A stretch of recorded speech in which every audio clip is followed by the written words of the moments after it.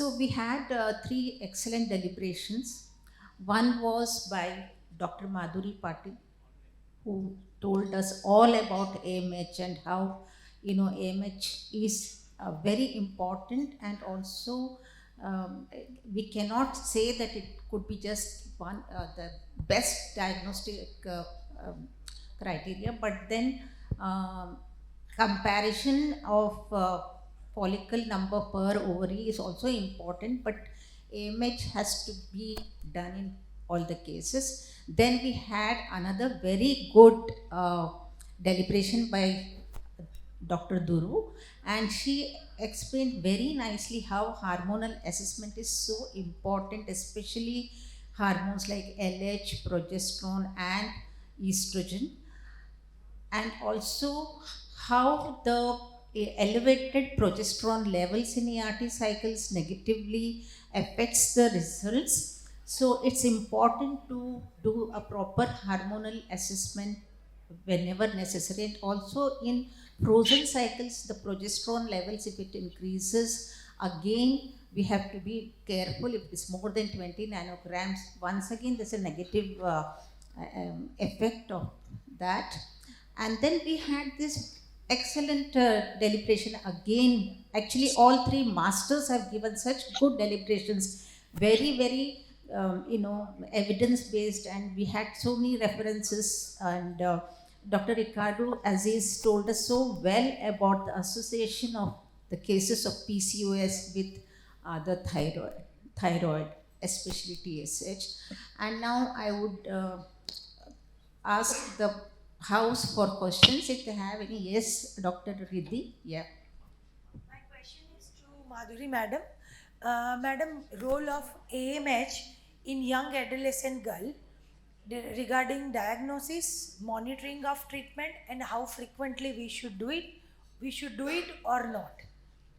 For young adolescent girl, whether we should do AMH for diagnosis, seeing the response of the treatment, Actually, and see, how what happened is frequently. I didn't have time, so I didn't put that slide, though I had put it initially. So what happens is basically the AMH is low in younger girls, and it reaches a maximum value of at the age of 15 and a half years. After that, it's basically maintained stable till about 25 years, and after 25 years, it basically decreases. But it takes time to stabilize, and therefore, in adolescent girls, basically, we really do not rely that much or even on the AMH values, and therefore, we don't even look at the antral follicular count because we have to sort to an abdominal ultrasound. So the only diagnostic feature at ultrasound would be a volume of more than 10 centimeters, and we unless the patient has all the three features, that is, has hyperandrogenemia, she also has polycystic ovaries, and I mean, we don't label her as a PCOS. We wait till she is mature enough or 8 years after menarche to diagnose her. So we will put this girl at risk of PCOS and diagnose only after she reaches maturity, reproductive maturity, either at the age of 18 years or 8 years post menarche. Okay. I have a question, ma'am. This AMH we are doing is it's not cycle related, but is there any specific time to do AMH in the? Yeah, so initially, I think it was there in one of Yeah, my I slides. couldn't read. Yes. So basically, initially, it was thought that we could do AMH at any part of the menstrual cycle. But then there were later studies that said that we know that as the follicle grows, the amount of AMH which is produced decreases. So then there were two papers which looked at the evidence, and this thought that it is better that we do it as a baseline on day 2 or 3, because that will give us the exact value. Though we can also do it throughout the menstrual cycle, but we know that the AMS secretion from the granulosa cell decreases as the follicle increases in size, and maximum is secreted by the pre-antral and the small antral follicles. My second question is for Dr. Durusha. Ma'am, please one question. You can ask it later we, on. we have to ask Dr. Ricardo Assis. He's online, and then we can continue with Dr. Madhuri and Dr. Duru. So, any questions for Dr. Ricardo Aziz, please?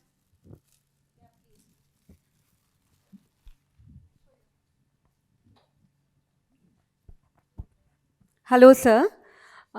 My question to you is, do you routinely do autoimmune antibodies and you would do in which cases, and then how do you treat it, and what are the implications? That's a fantastic question. I will tell you that I'm really enjoying the camera. I can see all of you as if I was there, and I have to say, Anuja, how are you? Behind you, and by the way, I'm borrowing your slides as I speak. But hey, that's the way it is. But thank you for that question. That's actually the right question to ask at this moment. So there are a number of studies, again, not controlled, not well populationally defined studies, which have related anti-thyroid antibodies, which of course is the most prevalent cause of thyroid dysfunction in humans, to infertility, to subfertility, to PCOS, and so on. I'm not convinced that that the data is strong enough to actually have us do routinely anti-thyroid antibodies in PCOS at the moment, because I think there's a significant referral bias, there's significant laboratory bias. And again, one of the things that I'm concerned about is actually a lot of false positives, which create anxiety in the patients and other things that we need to then follow. So what I do is I actually measure just TSH, high quality bivalent TSH. Now, I am and do expect that TSH will be much narrower. I do not take the full normal range. I don't like numbers into the 4s and the 5s, even though that may be considered actually a normal range. So I tend to take a somewhat narrower normal range, and anything above, really in our laboratory, and again it varies, but anything above 3.5 I tend to begin to assess for anti-thyroid antibodies, just in the event that happens. But again, that is my practice. There's not a lot of good data for what I just told you, and so in general my recommendation is check a TSH, try to manage patients as you would any other patient with thyroid dysfunction. And I would not try to begin to pursue anti-thyroid antibodies routinely in PCOS. One more question, sir. What about its role in subclinical hypothyroidism in PCOS patients with recurrent miscarriages? Well, that's a whole different story, right? I mean, so I think that the evaluation of the patient with recurrent pregnancy loss is a different story. And I don't think it has anything to do with PCOS per se. In fact, in PCOS, the data relating whether they have a higher frequency of repeated pregnancy loss or recurrent pregnancy loss is iffy. Yeah? If we look at, for example, data on metformin and clomiphene, it does appear that perhaps they have a higher rate of miscarriages, but it is not a highly prevalent issue. So I would take that as you would normally evaluate patients with recurrent pregnancy loss. And unfortunately, as you know, we don't have a very good handle on recurrent pregnancy loss. And so we are then left to actually do a number of tests that have, at times, weak associations with that risk. And among those, we do check a full thyroid screen, TSH, T4, total T4, free T4, total T3, and we check anti-thyroid antibodies. But again, I will simply say that the data is iffy. Okay, thank you, sir. Thank you very much. Yeah. Thank you, Professor Ricardo Aziz. I just wanted to know, how do you define subclinical hypothyroidism in your practice and in the context of PCOS? And would you treat it any differently to somebody who doesn't have PCOS? So I think that's a very good question.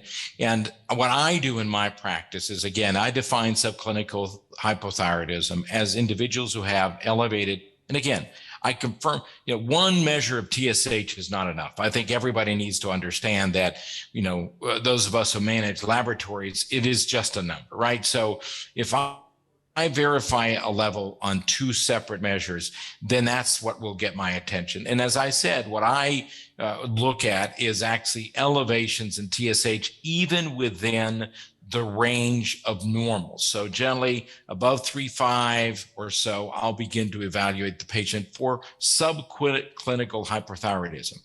I am making the assumption, I think we have to be clear, that in the vast majority of those patients, their hypothalamic pituitary axis is functioning normally, right? We all know that obviously you could have certainly defects in the hypothalamic pituitary function, which then doesn't allow you to actually use TSH as a screening. But that is really extraordinarily unusual in patients with garden variety PCOS. So that's how I actually sort of target my patients for the evaluation of what I would call subclinical hypothyroidism. By that TSH measurement, as long as I trust the laboratory, and I think it's a high quality laboratory, and I've repeated the TSH at least once. Do we follow the American Thyroid Association criteria for defining subclinical hypothyroidism, that is above 2.5, or would you do it, as you said, above 3.5? Yeah, I think so. So I do follow the criteria, but with my modifications. I think you have to have a good sense of your own laboratory. That's why one of the things that I think we must do in reproductive endocrinology is be a little bit more endocrinology and understand that there is a variation in laboratories, and we need to understand the tools that we use.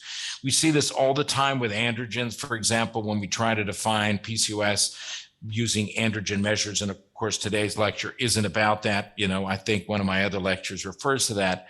But nevertheless, I think it's important that you become familiar with your laboratory.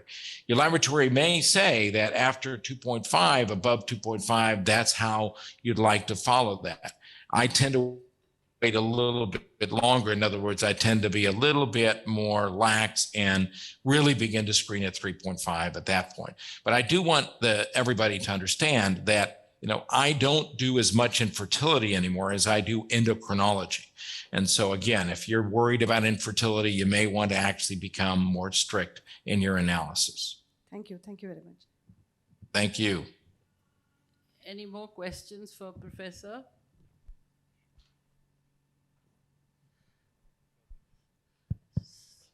So that means, Professor Ricardo, are you ignoring the thyroiditis issue completely when you're not talking about the antibodies, the thyroid antibodies? You're not considering them at all?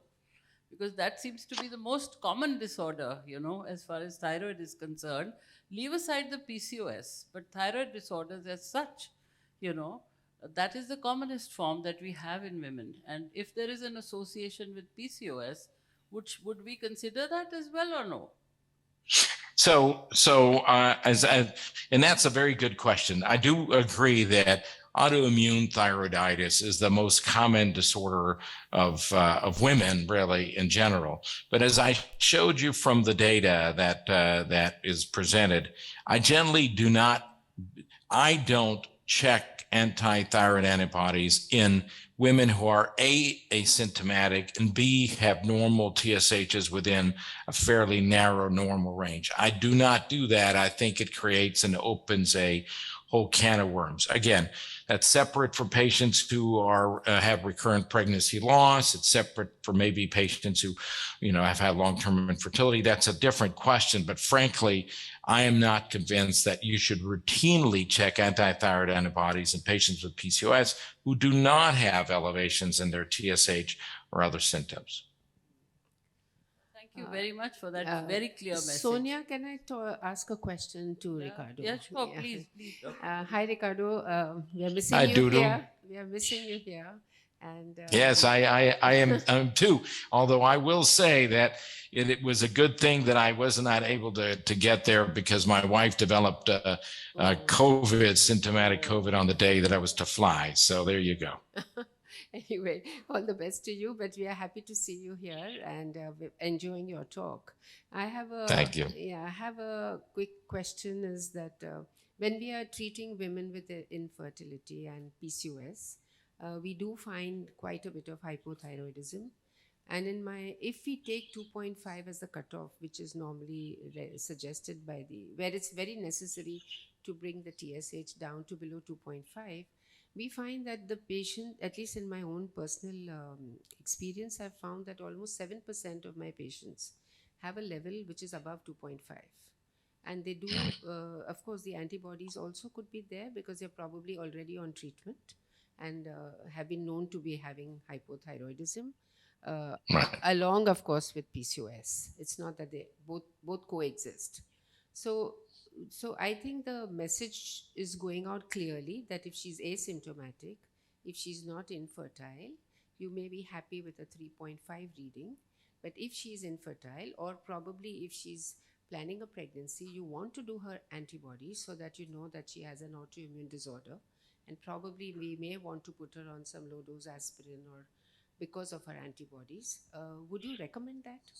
That if she has Well, antibodies? I think that the course of what you're mentioning is very prudent, and so I'm not going to disagree, except to say that I generally don't do that because over time, as we try to look for data to actually indicate this, indicate the value, for example, of giving a baby aspirin relative to the anti-thyroid antibodies, the data is weak and it's anecdotal. And so I am concerned about sort of creating, and I think at PCOS, we have a lot of sort of discussion. People sort of analyze their own populations, which I've said before is a referral bias population, and then make assumptions for all PCOS. So I'm very concerned about that. Yeah, as I said before, I tend to check anti-thyroid antibodies in individuals who I believe have some level of functional hypothyroidism. Generally, as I said, for me in my population, 3.5, you can certainly take 2.5, nobody would criticize that, and above to actually check for that. The question is, in a separate one, what happens if you have a normally controlled thyroid? Somebody's on thyroid medication, has normal control, and yet they still have persistent anti-thyroid antibodies. And again, that goes back to the story of the recurrent pregnancy loss and so on and so forth, which many of us have been following the literature for years. And is there an impact of anti-thyroid antibodies on oocyte function? And the truth is, as you know, the data is not good enough for us to actually conclusively say that they play a role in either subfertility or recurrent pregnancy loss. So I think it's prudent what you're saying, but I do think in the world of today, I think we'd have to be very cautious of beginning to tag individuals with diagnoses that then require lifelong management. Professor Ricardo, Thank I have a question. Like we start with the treatment of hypothyroidism in these patients of PCOS, and and also who are infertile. After how long do you go for retesting? Because I know different centers, some do it after 15 days and a few centers do after 1 month. So what is the correct recommendation that when should we again go for a testing? So are you talking about somebody who's being treated with medications, Synthroid or whatever? Yeah. Okay. Yeah, it's funny. I just had to make that decision this afternoon, an hour ago. And to be fair, it really varies a little bit based on the convenience of the patient. So I generally try not to do it every 2 weeks because I think it's too short, right? And so I try to do it every 3 to 4 weeks, depending on how the patient wants to do that. Having said that, if the patient's really symptomatic and you really got to manage this patient rapidly, I will then have them come in every 2 weeks and check it, knowing that I may overshoot, right? That I may over replace that individual and then I'll have to back off. But again, that's rarely in people who are really symptomatic. The most patients, I'll let them come in every 3 to 4 weeks and see how things progress at that point. Thank you very much. Generally, what happens is we are doing a thyroid profile on the second day. We repeat it. Many centers do it. And then you are going to start you're going to start the induction for ART in these patients. And we know that when you're doing the induction, the thyroid again goes up. The TSH goes up as you start the follicles, when the Right. follicles grow. So then, how soon will you repeat it? If you have to, and how much would you postpone your ovulation induction? So I think it's different, the question of diagnoses versus follow-up during thyroid. So when I have an abnormal test, I repeat it immediately, because by the time I get it, it's 2 or 3 days later. And I'm just trying to make sure that it wasn't some sort of laboratory weirdness, right? So I get a result abnormal today.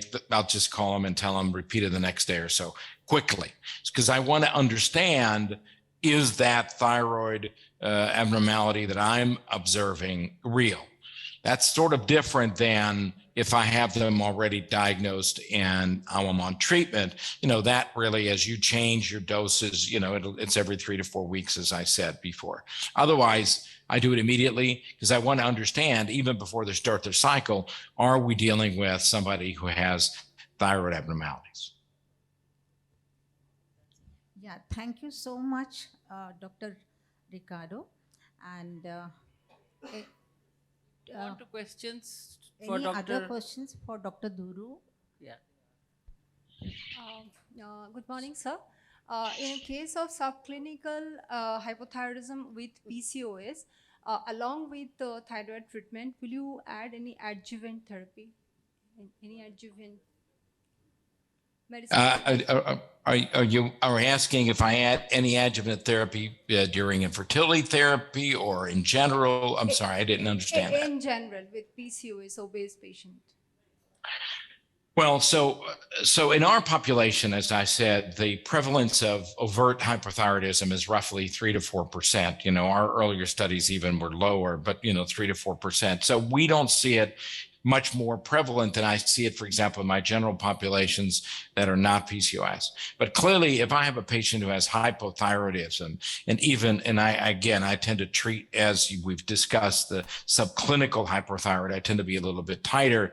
I treat them and replace them normally, as I would normally. Now, one of the things that I think is important to remember is as you replace thyroid dysfunction, thyroid hormone, if you would, and try to replace a patient, her metabolism will increase. So very often, right, the hormones that you've been using to control her may change. So that's the one thing that you need to understand as you begin to replace the thyroid hormone in a patient with PCOS, that actually may increase the metabolism of either birth control pills, if that's what she's on, anti-androgens, this kind of stuff. So that's why I generally like to manage the thyroid first before I start patient's therapy.